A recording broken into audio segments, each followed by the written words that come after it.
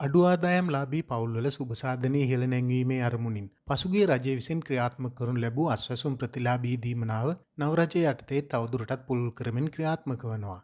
මේ කියන්න යන්නේ අස්වැසුම දීමනාව නිසා සිදු වූ අවාසනාවන්ත සිදුවීමක් ගැන බුලත් කොහොපිටිය ප්‍රදේශයෙන් වාර්තා වන පුවතක් පිළිබඳවයි.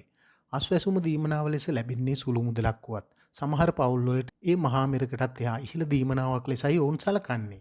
අස්වැසුම් මුදල් පිළිබඳව ඇති වූ බහින්බස්වීමක් දුරදිග යාමෙන් සීයා විසින් 23 හැවිරිදි මුණුපුරාට තියුණු ආයුධයකින් පහර දී ඝාතනය කළ පුවතක් බුලත් කොහොපිටිය පොලිස් වසමේ ඇදුරාපොළ වත්ත ප්‍රදේශයෙන් වාර්තා වනවා.